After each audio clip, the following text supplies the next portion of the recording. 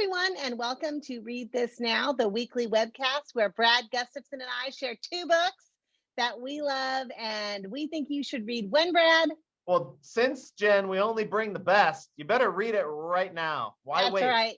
ASAP, folks. That's it. How are you, my friend? Doing so good, so good. I have this book, and I'm sure you've had this before. It's a picture book this week. Spoiler alert. Me too. Me Okay, too.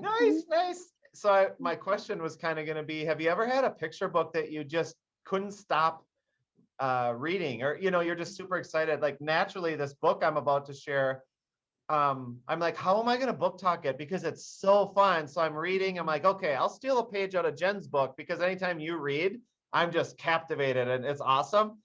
And so once I got over the self-doubt of like, okay, Brad, you can actually read a few pages. If Jen can do it, I can try. But then I'm like, I don't want to stop. I could not find a page. I don't know if you have that, Jen. Mm-hmm. That's how yes, good. Yes. That's how good the book is. But I don't think it's appropriate to read the whole thing on the show. So I had to find the post-it mark. Sure. Well, go for it. Yeah, you're like, you've set us up. We got to. I know. Okay. Well, so this is, I think, an example of a perfect read aloud, super fun, and the voice. I'm just picturing different educators and myself, because I'm envisioning using this for an upcoming principal read aloud. I haven't done it for principal read aloud yet, so this is like fresh content, people. But it's also versatile in a sense that I could see it in connecting and helping kiddos. I work at an elementary school, like through anxiety and just meeting them on a different plane. But the sheer enjoyment factor is there too. So you could just read it and have a blast with kids and laugh and dream and all that jazz. I got this in that book mail I told you about a couple weeks ago. I'm assuming from Scholastic. I think it was just, it was on my desk with a pile of books. So it's called The Little Butterfly That Could. Kind of reminds you of The Little Engine That Could, maybe. Sure. By Burach. Yeah. Okay. I'll do some research on that. So here's my reading in tribute to Jenn LaGarde. I hope I do this. I hope I do this justice here. So the little butterfly that could, and the pictures are so great. So I'll try to share those two kind of quickly. Hey, have you seen a group? Hold on, let me get acclimated. There we go. Okay, I'm doing horrible. You're doing great. Hey, have you seen a group of migrating butterflies? They went that way. Woohoo! I am so close. Yeah, only 200 more miles. 200 miles? Ah! How am I supposed to travel that far? You fly. Can I take a plane? No. A hot air balloon? No. A blimp? No. Then I'll never make it. That is amazing. And listen, those pictures match your voice perfectly. I love it. That's what I love about this book. The voice, I'm just going to read a couple more pages. The voice and dialogue just screams off the page. Oh, life was so much simpler as a caterpillar. That's me. I easily built a chrysalis. I'm inside. I patiently waited to become a butterfly. Ta-da! Then I began my journey with friends to find flowers. But then, ... I'm going to pause there and just share. I'm going to skip ahead a few pages, like turboing through, we'll call it, kind of like a video game. We're in turbo mode.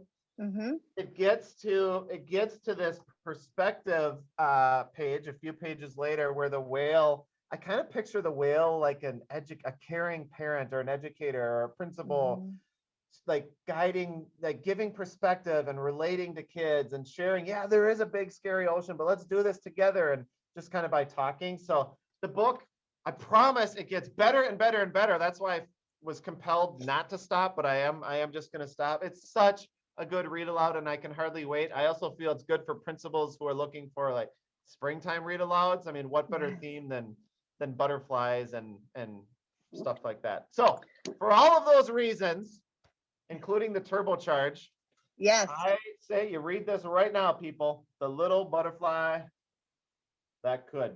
I love it. Oh, that was great. Well done, my friend. Bravo. Yeah, it's a fun one. So we don't usually have dueling picture. We don't usually have dueling picture books, so I can hardly wait to hear this.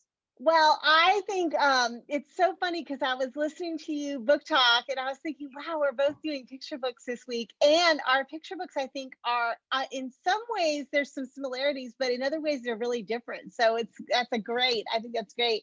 I've been excited to get this book. It's been on my pre-order list. You know, like I pre-ordered it the moment I heard about it because I was so in love with these author and illustrators' first book, which came out last year, which was The Old Truck, which I book talked on this show. I Yes. loved that book so, so much. So when I heard that they were coming out with a new book called The Old Boat, Oh, which is by Jarrett and Jerome Pumphrey, I couldn't wait. I pre-ordered it. So I've been like anxiously awaiting for, its arrival in the mail. You know how that is when you oh yeah. pre-order a book and then I don't know about you, but I forget about it then. And sometimes it will show up just like a magical surprise at the door. And I'm like, yay. And then other times I'll see other people chatting about the book online and I'll think, oh, when's mine coming? And so I was real excited for this book to show up.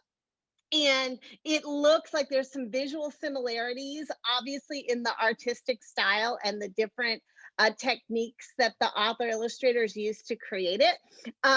But this book has some differences in some pretty interesting ways. What I want to focus on for the book talk, I am going to share a few pages and stuff, is that this is one of those picture books that I feel like could be read many, many different ways. And that each person, whether they're really little, turning the pages and not really paying a close attention to the text, or maybe not reading the text at all, or maybe only hearing the text because an adult has read it to them, like they hear it as they're going through the pages, whether it's littles or it's adults reading the book, I feel like there's so many different ways it could be read. As I share it today, I'm just sharing the way I read it. Others could read it very differently, right? Which I think is magical. But I do want to take off the case cover because we know our friend Mr. Shu tells us that's a where we might find a surprise. And in this book, we find an embossed stamp of the old boat, which I just found magical. But it tells the story of a young boy. It starts out where he goes to an island and meets a man who might be his father, might be his grandfather. We don't really know. And they begin a journey together. You can see them on the island. There's the boat. You can see what's happening underneath the island. And they head out to sea. First it's shallow, then it gets deep. And all along the way, we can see them going on their journey, and we start to see how what's happening under the water changes. And if it wasn't pointed out to some kids, they may not notice it. But you can see, like this page, we see all the creatures, right, Brad? Like we can see all the creatures. Yep. But then look what happens. Look what we start seeing under the water in the next page. Do you notice any things that shouldn't be there, maybe? Okay, and so the story continues, and there's very sparse text. The story is left open to interpretation, but what we kind of realize is that as the boy, and I wish this was almost like a flipping book where I could show you, but look, this page, here's the boy on this page. Look, I'm standing up, it's getting serious. Here's the boy on this page. Now look what's happening to him on the next page. Can we see how he's changed? And then on the next page, getting older. And as he gets older, the things under the sea begin to change. And as he continues on his journey, he gets lost. And for little kids, we can tell that as he's out there alone in his boat and he can't find his way home, there's a literal story about being lost in the ocean. But as kids get older, as adults, like the way I read it is I saw kind of a metaphor there of being at some point in the middle of your life and feeling lost at sea and not really sure which direction to go, etc. And I don't want to give away the beautiful ending, but I will say that he finds his way home in a way that, well, I guess I am going to give it away. He finds his way home, is shipwrecked back on his island, and his boat ends up sinking. But what he ends up finding instead is a purpose. Do you see what he's doing? He's Yeah. cleaning up all the stuff that shouldn't be in the ocean. And at the very end, he is on the island, and someone new comes to be with him, Mm, who looks to be, might be a girl, who could love maybe his that. granddaughter, maybe Mm, his maybe just a friend. Who knows? We don't know. We don't know. It's left open to interpretation. But it's very much a, like, again, I'm a, the English teacher, the book nerd in me saw so many metaphors, the movement of the tides, the motion back and forth, being lost at sea and finding your way home, the journey home maybe being tougher, and the crash than what you expect, but then finding a beautiful purpose and taking care of the thing that held you the whole time. And then other readers might just see an adventure story of a kid on a boat who's lost and finds his way home. And other readers may see a story about recycling and taking care of the earth. And, so there's all those different mhm, elements. And I just loved it so much. The art is beautiful. I'm going to hold up the case cover one more time. mm. It's The Old Boat by Jarrett and Jerome Pumphrey. And if you haven't, these to me are two author illustrators to watch. If you our 3.5 viewers who are watching this show, if you don't have these books on your shelf, The Old Truck and then The Old Boat, now is the time to correct that, because they are, I think, future classics. And I think you should read them right now. Fantastic. Oh, I Fantastic, loved Jen. it so much. Look at that, 2 picture books in one That week. is That's really cool. I great. love when we level up our picture book sharing. That was I awesome. know. Next time I'm going Awesome. to try the standing trick. That was very You can tell I'm really authoritative getting and serious. compelling. Yes. Oh, very cool. All right, my friends. So if our 3.5 viewers want to rewatch this video or check out all the other books that we've recommended, where can they go?